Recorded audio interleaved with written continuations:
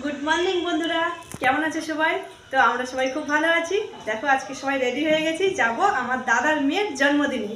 তো সেখানে গিয়ে সবার সঙ্গে অনেক মজা করব, তোমাদের সঙ্গেও শেয়ার করবো। তাই আজকে একটা ছোট্ট মিনি ব্লগ দিচ্ছি, আমরা কি কি গিফট নিয়ে যাচ্ছি আর কে কে যাচ্ছি তোমরা দেখো।